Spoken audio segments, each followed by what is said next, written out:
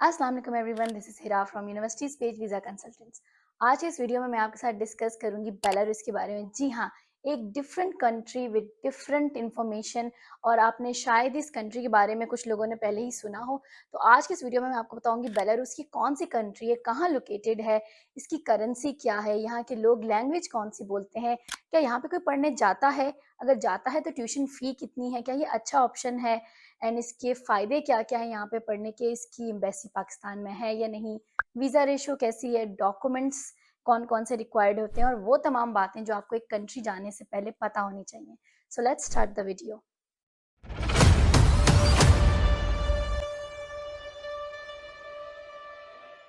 चलिए सबसे पहले बेलारूस की लोकेशन को हम डिस्कस कर लेते हैं। ये है कहाँ? कितने लोगों ने तो नाम भी पहली दफ़ा सुना होगा। बेसिकली ये कंट्री यूरोप में है लेकिन शेंजन का पार्ट नहीं है, एंड ये लैंडलॉक्ड कंट्री है, और ये सारे जो यूरोपियन कंट्रीज़ हैं इसको ये जो है ना नेबर कर रही हैं, और जल्द शेंजन में शायद आ जाए, लेकिन फ़िलहाल ऐसी कोई न्यूज़ है नहीं। बट द थिंग इज़ कि फर्स्ट अगर आप किसी यूरोपियन कंट्री में चले जाते हो, जैसे कि मैंने साइप्रस के बारे में वीडियोज़ बनाई हैं, और बहुत सी ऐसी कंट्रीज़ हैं जो कि पहले यूरोपियन का पार्ट थी, लाइक रोमानिया और बुल्गारिया, क्रोएशिया, और अब वो शेंजन का पार्ट है। या अगर आप वैसे भी किसी यूरोपियन कंट्री में चले जाते हो, तो वहाँ से शेंजन कंट्री में थोड़ा-सा आपकी एंट्री बहुत ज़्यादा ईज़ी हो जाती है। तो this is also one of them. Capital की बात करूँ तो मिन्स्क एक शहर है इसका, जो कि इसका कैपिटल है।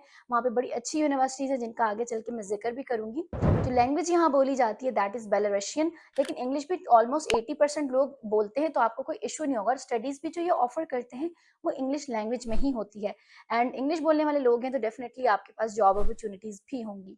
इसके अलावा इसको लंग्स ऑफ यूरोप भी कहा जाता है, क्योंकि यहाँ पे इतने सारे लैंडस्केप्स हैं, तो बेसिकली ऑक्सीजन प्रोवाइड करते हैं प्लांट्स, जैसा कि हम सबको पता है। एम्बेसी की मैं बात करूँ तो एम्बेसी इसकी इस्लामाबाद में मौजूद है, तो आपको पाकिस्तान से कहीं भी बाहर जाने की ज़रूरत नहीं पड़ेगी। ओके, नेक्स्ट हम बात कर लेते हैं टॉप यूनिवर्सिटीज़ जो कि आपको बेलारूस में मिलेंगी। तो नंबर 1 पे हमारे पास आती है बेलारूसियन स्टेट यूनिवर्सिटी। नंबर 2 पे हमारे पास है Belarusian National Technical University. Number 3 पे हमारे पास है University of Informatics and Radio Electronics. 4th पे है Belarusian State Medical University, medical students के लिए। Then we have Belarusian State Economics University. Then we have Belarusian State University of Culture and Arts, and सबसे last में जो university मैंने shortlist की that is Minsk Innovation University. तो ये बड़ी लाइक लिमिटेड सी यूनिवर्सिटीज़ हैं, इसके अलावा भी बहुत सी यूनिवर्सिटीज़ आपको मिलेंगी। ये टॉप रैंक यूनिवर्सिटीज़ हैं। आप चाहें तो इनकी क्यूएस रैंकिंग वगैरह भी आप गूगल करके देख सकते हो कि कैसी यूनिवर्सिटीज़ हैं। इसके अलावा अगर मैं ट्यूशन फ़ी की बात करूँ तो 2500 यूरो से लेके 7000 या 6000 यूरोज़ की रेंज में जा सकते हैं आप, depending upon the chosen university and the chosen course. और अगर एलिजिबिलिटी क्राइटेरिया की बात करें, अगर आपके 55% मार्क्स भी हैं तो आपको एक्सेप्टेंस ईज़िली मिल जाएगी, और आईएलटीएस की भी कोई रिक्वायरमेंट नहीं है।